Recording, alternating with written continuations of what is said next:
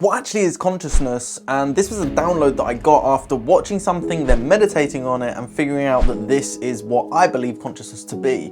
This is a theory, but I want you to watch this and understand this just so you can get the most from this video. So I'm gonna be reading if I'm not looking always at the camera because this is what I wrote down. I literally wrote three pages of information based on after watching a video and a neuroscientist was talking about consciousness and then something just snapped and it literally clicked in me and I sat and meditated for a bit and this is what came out. I didn't try to do this, I just started writing down. So this is what I got, and the neuroscientist was saying that no one, and science cannot fully explain consciousness yet, and I don't know, maybe science will one day, but this is what I've got. Your consciousness is nothing more than a field that holds onto energy, good and bad. So anything that's in your consciousness, anything that's in your field is good or bad. And we also give it that perception. For example, if someone's in someone's consciousness, they have a lot of bad energy and a lot of negative energy and a lot of pessimism, they're going to start to see that play out in their life, if that makes sense. And vice versa, if someone's got a lot of positive and powerful energy in their field,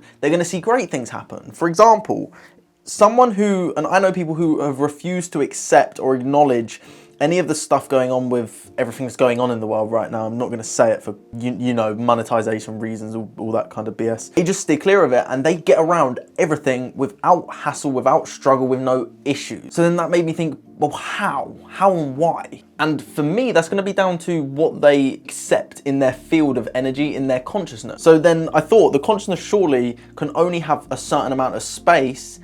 Therefore, being in a bad space of consciousness doesn't give you the ability to actually change it. You first must remove what was there. And the way that you remove what was there was about figuring out what's happened in your past, coming to terms with things, accepting things and releasing things. So this is what I actually drew in my book. And reason being is, imagine this is the consciousness field, because effectively, if you dig deep enough into the brain, there's no such thing as, there's not like a part of the brain that has your consciousness. There's gonna be parts of the brain that sort of allow the consciousness to run through it, if that makes sense, because if someone isn't alive, there's no consciousness there. That makes sense. But then there's people that have had NDEs, near-death experiences, and they've left their body, but the consciousness is still there, so they're not fully gone, they're not fully dead. So then, these little X's that I've drawn are effectively parts in our consciousness. For example, we've got, imagine this is me and that's my consciousness.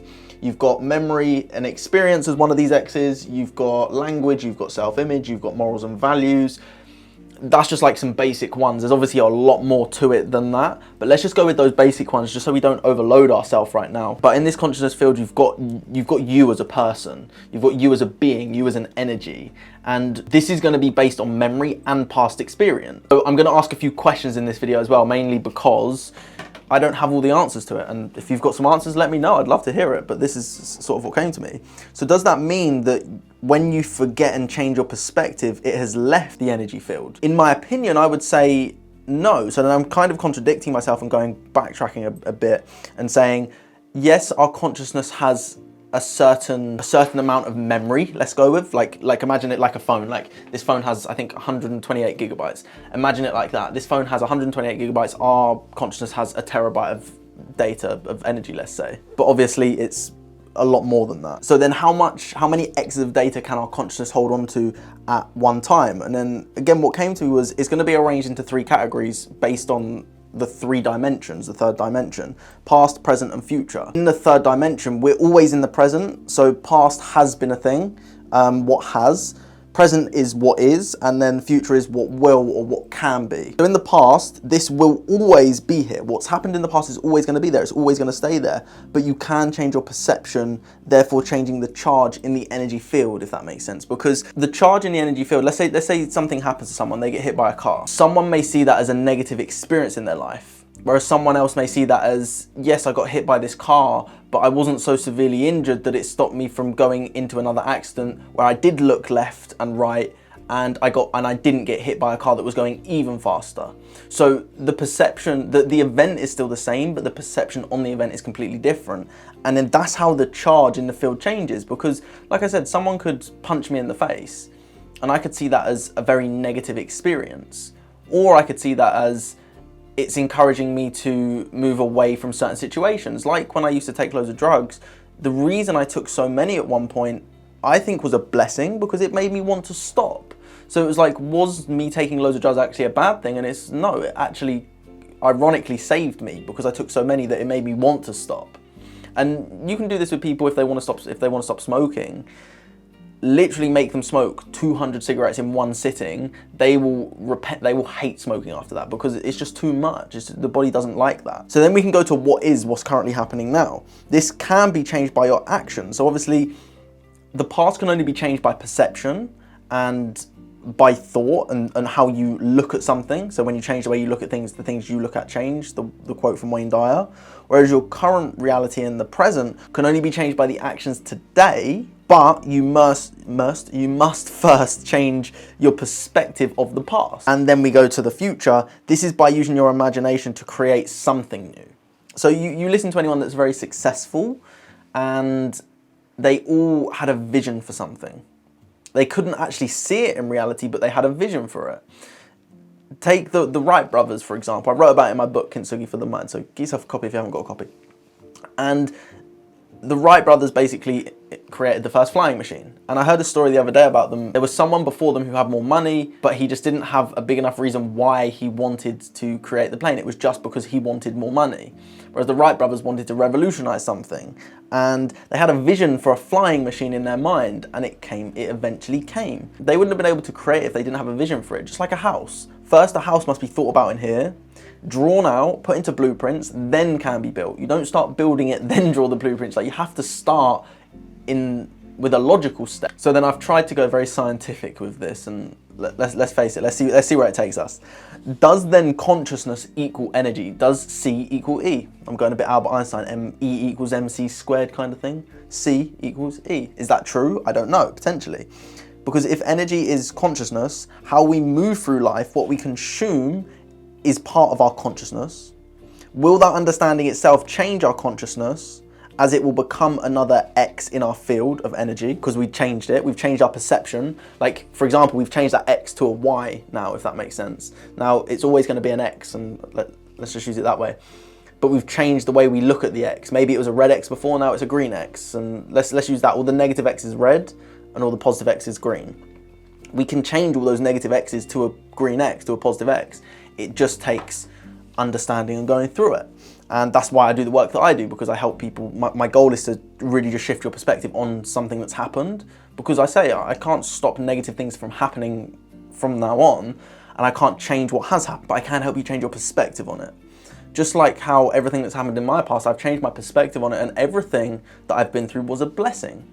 Me wanting to manifest more money, and if you watch this video up here, or this video up here, I can't remember which side it is, I talk about how if I would have manifested more money back then, I would have probably ended up taking my life because I would have taken so many drugs. So then my philosophy with how you actually completely change, you must work with the 3 pillars, past, present, and future. Because if you just work with the past, then your actions are just going to repeat the same thing. If you just change your actions, the past is still there, but you've got no goal for the future. So then it works with, first work through the past and change your perception. And this is where you have to start. Like, you might as well start chronologically, like with the building of a house. You start with an imagination, a blueprint, a drawing, then a blueprint, and it's like a methodical process. So first start with the past to change your perception, then move to your actions to change what you're doing on a daily basis. Like, let's say you want to start getting into shape. You first must change the limiting beliefs to say, well, my family's fat, we've always been fat, we're never going to get into shape, blah, blah, blah, blah, blah, blah, blah, blah. Because genetically, you can change yourself with the studies like epigenetics. Then you can change your perception on that, and you can break through with those limiting beliefs. Then you can start taking the correct daily actions and start doing the workouts. And that doesn't mean hours and hours of workouts. That literally means just getting started with it, putting your shoes by the front door and driving to the gym and doing 5 minutes. Then you can slowly and incrementally up that and make it easier for yourself. There's no point in training like a professional when you are an amateur, and that's why we have to admit that we are an amateur when we start something new. And then the final thing is, what do you want to imagine? Who do you want to be? What do you want to create in your life? It all starts with those 3 pillars, and that's sort of my understanding with consciousness itself, was the fact that what I believe consciousness to be, which again, I could be completely wrong with this, but this is what really came to me, was there's no such thing, there's no part of our brain that is consciousness. There's just no part. There's no part in our body that just is consciousness. Therefore, consciousness must be all around us at every moment in time. And the only reason we can live in the 3D world is with a consciousness.